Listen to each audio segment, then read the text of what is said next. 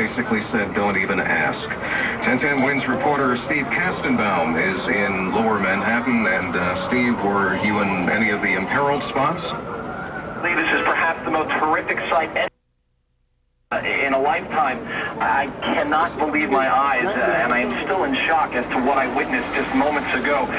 First, it began with the two explosions as the planes hit the buildings, and as if that was not enough, Lower Manhattan was completely cordoned off. You could not get into the city. I managed to hop into an emergency services vehicle and got across the Brooklyn Bridge.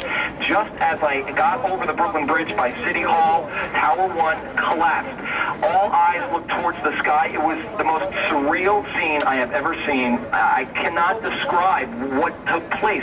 The building literally, just like as if it was in slow motion, just toppled over right onto Lower Manhattan, sending up a humongous cloud filled with debris and dust.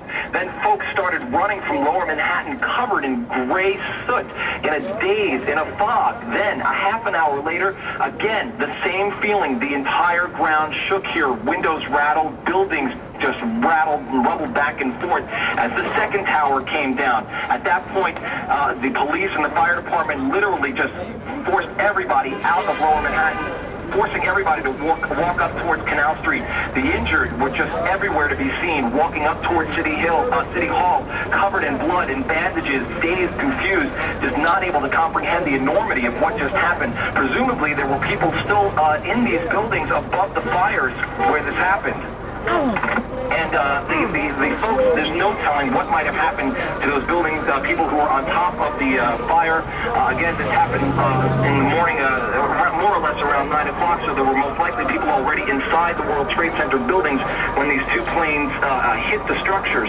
So the loss of life, one can only imagine, is just enormous. It must be incomprehensible at this point. Lee? Well, Steve, we can certainly confirm some loss of life. 1010 Wins account executive Joan Fleischer, who has been with us since the beginning, watching this unfold from the rooftop of her home.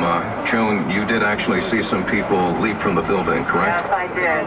There must have been, from what I could see, maybe 8 to 10 people jumped out of the building. And it wasn't that there was an explosion. They just jumped. They left.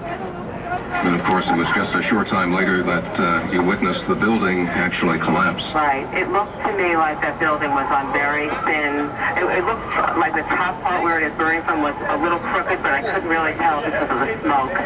And sure enough, then it was no explosion, just a poof of like smoke, and then it just went down to the ground. No sound. If it was an explosion, it had no sound. It was just tons and tons of smoke. All right, thank you, Joan. Please stay with us because apparently you just don't know what you're going to see next in New York City this morning. Let's get an update on the national and world situation. This story affects more than U.S. worldwide import this morning. Here's something that says on James 7.